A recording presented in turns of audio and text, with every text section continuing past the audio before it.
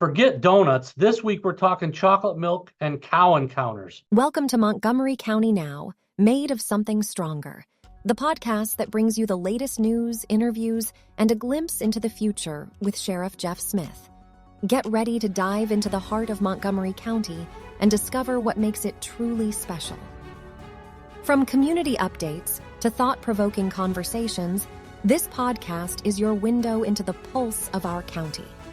So grab a cup of coffee, sit back, and join us on this captivating journey with Sheriff Jeff Smith. Welcome to Montgomery County Now, Tuesday, April 8th, 2025. Jeff Smith here, your sheriff from Montgomery County. Thanks for joining us on today's show. It's a busy month, April. It's distractive driving month, and that's something that's very near and dear to all of us. So want to make sure you're not on your cell phone, you're not putting makeup on, you're not eating while you're driving, reading a newspaper, doing things, certainly not texting or anything like that, drinking, drugging, all those things. So avoid those things so we can have some safe highways out there, folks. It's Autism Awareness Month.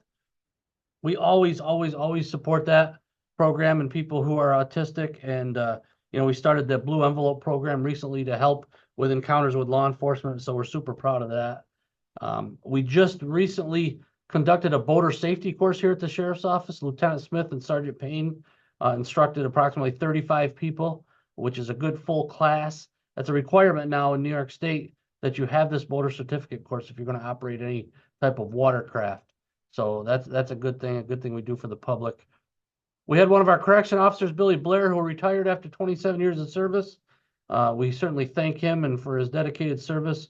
27 years working in a correctional facility is a daunting task, and Billy did it with dignity and did a lot of good things, and we were happy to have him and his family back here at the office. Some photos are on our social media page if you want to check that out. We shared a rabies alert from our counterpart, Sarah Branco, our public health director.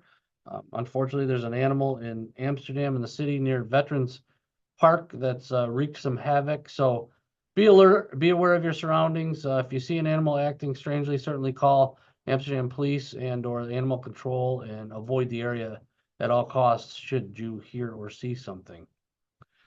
We've been crazy busy with many arrests locally, a ton of welfare fraud charges. If you pay attention to our social media posts, you saw that we posted, we made 15 welfare arrests over the last 12 months and saved the county about $130,000 roughly by the time you add all the figures back in. And since that announcement, we've made 3 more arrests. So, unfortunately, people continue to do things, and we continue to try to hold them accountable. We want people to get assistance when they need it, but there's rules and certainly requirements that they've got to meet and follow in order to keep getting that assistance and not take advantage of the system.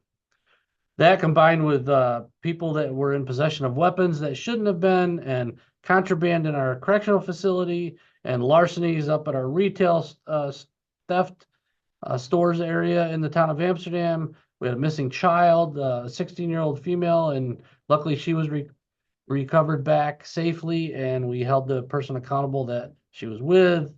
There's been numerous fires in the county. And, I must report that since we talked last, we did hold our Sheriff Summer Camp fundraiser, and we successfully raised over $34,000, which we're super proud of. Thanks to each and every one of you that donated, that participated, that came out that evening. It was a great event, and we couldn't be prouder. All of those things happening, again, have nothing to do with the day-to-day operations here at the office. The day-to-day calls that we receive for service, the traffic complaints. We say it all the time: leave early, take your time, be patient, slow down. Speed complaints on our highways are through the roof and continue to come in each and every day. Just obey the speed limit if at all possible, please, for one another, for all of us, and to keep us safe. That's what it's all about. Now that we've covered all the news portions of the show, join me at... We're here, folks. Digert Farms Creamery. Robbie, Shannon, thank you so much for having us today. We took the show on the road this week, something unique and different, and I'm super excited about it.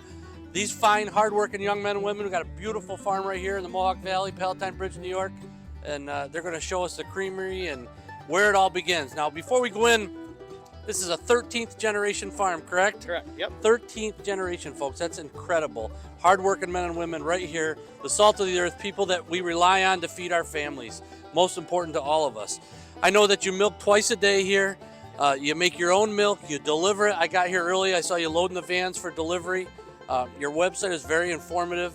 Unfortunately, I know every product that they sell, I think, but you know, from the milk to the chocolate milk to the eggnog to lemonade to maple milk, you know, and you can get it delivered to your house. There's many stores locally that you can pick it up at, and you have a store here that we're going to talk about and visit as well. Yeah, it all started back 13 generations ago. My wife and I, Shannon, moved back here in 2009. After I graduated college and got some off-farm experience, we moved back here and we started with 60 cows. Today we're at 280 cows, over 700 acres we crop. 3 employees that are on the farm, and between full and part-time employees, we have, I think, a dozen in the plant that help us in the creamery.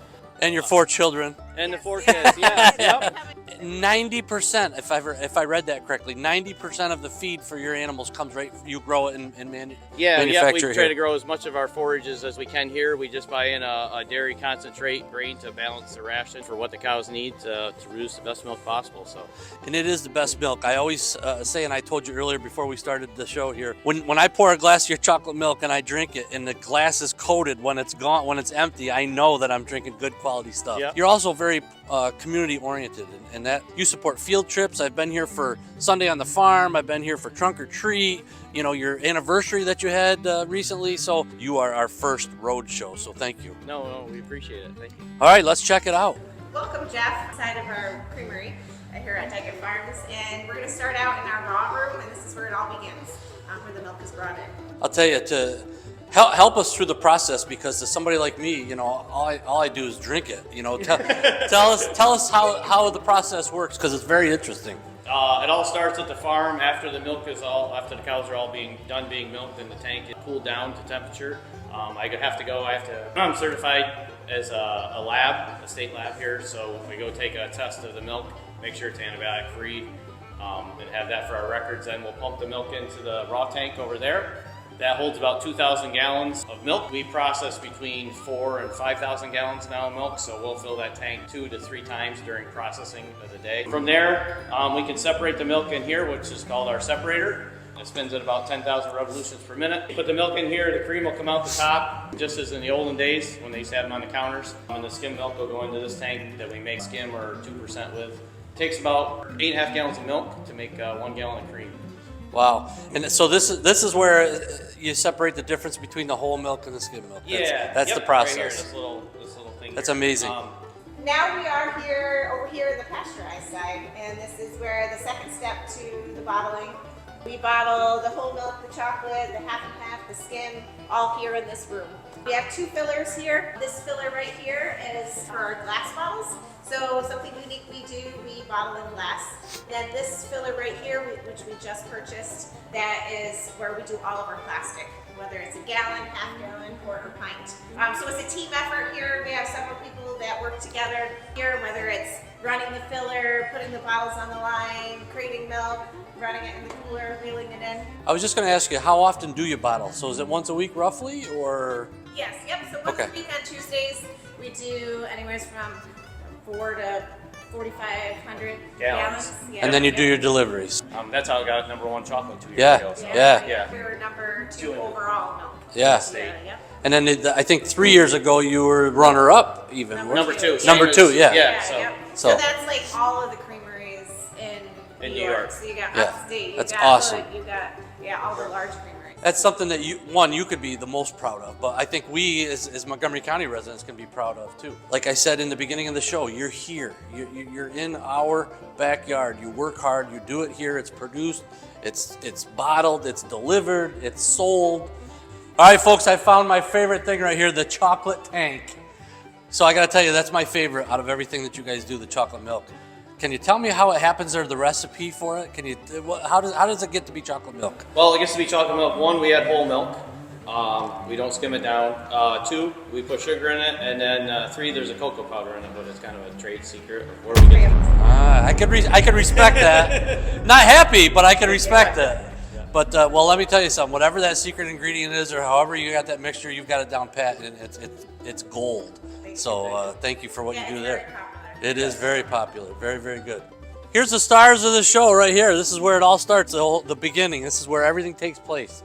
The ladies that produce the milk that we can enjoy. Tell me a little bit about, I mean, obviously we know this is where they're fed and you manage. This is one of the freestyle barns that we have to house what we call the mature cows, the milking cows. This group is your younger animals, whether they had their first calf up to like their second or third calf.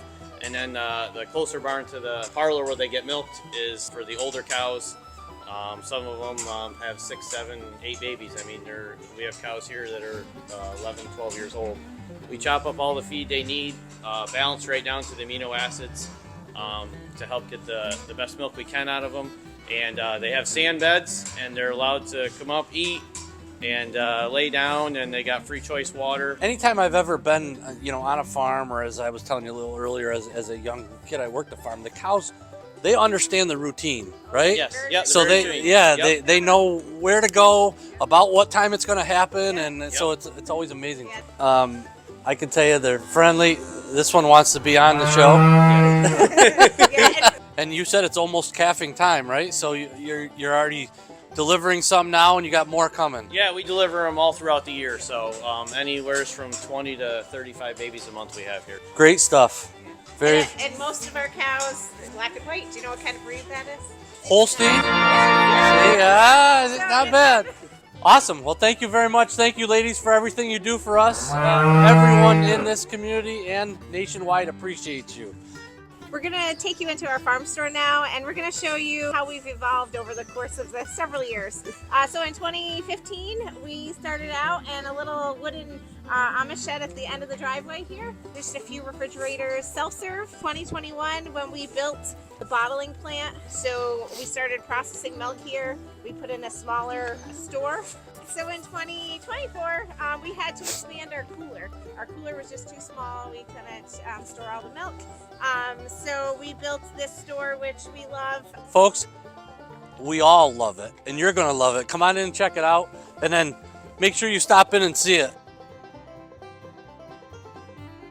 I know, Robbie and Shannon, I know the store is super nice, first of all. It's very welcoming, it's country, it's help yourself, it's the honor system. But you also have a lot of partners that sell things out of the store, right? Yeah. So talk about how you created those relationships or who you're in a relationship with so people know what they can get when they come here. Yeah, so we work with several local farms. So we try to bring a lot of local products that are made here that people, hardworking people just like ourselves, and you can put a name with a face. So we work with Kudix Honey. They're a local beekeeper. We get the honey. The cookies are made right here down in Fonda. Those we get deliveries every week. The breads, Heidelberg bread, we just started carrying that. So we'd like this store to be like a one-stop. You can come and get multiple things. If you need milk, you can get bread. You need some cookies. We've got cookies, yogurts. Cookies and milk. It doesn't get any better than that. I mean, the pot pies have been a huge seller. And you were saying you also have the option to get some beef here, correct? Yeah, yep. Through the dairy, we actually raise some of our own beef cows, and we sell 1 and 2 pound packages of burger along with steaks. If you ask, we have them. And then our oldest son, last year we bought him a chicken tractor and some chicks, chicken, awesome. And that kind of kickstarted his little his chicken business. That's awesome. And folks, you can also come and help advertise for it. I mean, this is what it's all about right here, folks. And now the new twist-off caps, which are awesome. Yeah. Yep. But this is the best stuff ever. Like I said, if I poured this in a glass, you can see that the sides are still covered. And absolutely love it. My favorite thing ever.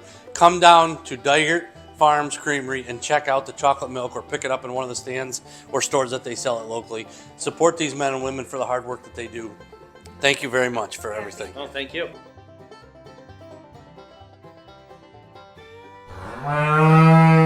What a great time we had today at Dygerts Farm. What an awesome group of individuals. The things they do for our community are awesome, and the best chocolate milk in the world, and the animals and the hard work that they do being a farmer and doing things for us. You know how we care about them and how important they are to each and every one of us. So thank you to them for having us at their farm today. We enjoyed it very much, and get out there and support them, folks, because they certainly deserve it.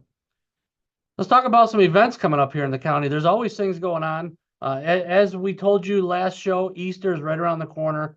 So there are a ton of Easter events, too many for us to even get into, because there's Easter egg hunts and breakfast with the Easter bunny and fundraisers going on. And so check out social media, check out your events page, check out our web page, and share your events locally so that people can see where they are and what they can do to enjoy them. April 17th, we're going to be delivering venison. It's our annual venison program. That's taken care of by Tom Georgia and Donnie Wixel. Started out in Montgomery County, now it's Montgomery, Fulton, Hamilton, and it's for veterans and senior citizens. And it starts at the college at 11 a.m. and all of our first responders come out and they deliver venison to people who have pre-registered so that they can have a nice hot, warm meal and enjoy something that they're really not capable of going out and getting themselves. On April 18th, we have the Amsterdam Elks at their new location on State Highway 67 in Amsterdam. They're having a Good Friday fish fry. Check that out. They do a great job. I'm an Elk in the Canjeri Fort Plain Lodge, and great organization, does a lot of good for the community. April 19th in the city of Amsterdam, this is Saturday, is their Amsterdam Wing Fest. Again, another great event that Amsterdam has, the Amsterdam Rec Department. Rob Spagnola and Michelle Pollock, we've had them on as guests on the show. Phenomenal job for the city of Amsterdam, and many restaurants down there cooking fabulous wings. So get out and enjoy that and taste as many wings as you possibly can. Those are the things happening locally here, folks. It's a busy time of the year. We hope the weather gets a little bit better. As we wrap up the show today, I thank you for joining us on Montgomery County Now. We always say be kind to one another. Call us 911 for emergencies, 518-853-5500 for non-emergency needs. Be patient, be kind to one another, be a good partner. Come out and see us at some of those local events we discussed, and support the Digert farms and all of our farmers here in Montgomery County. Anybody that's part of the Farm to Table organization certainly does an incredible job. Support your volunteer firefighters and be safe out there. Have a great couple weeks. We'll see you on the next show. Thank you for tuning in to Montgomery County Now, made of something stronger. We hope you enjoyed today's episode and gained valuable insights from our interview and updates. Don't forget to subscribe to our podcast to stay connected with Sheriff Jeff Smith and never miss an episode. Join us next time as we continue to explore the stories, people, and events that shape Montgomery County. Until then, remember, we are made of something stronger.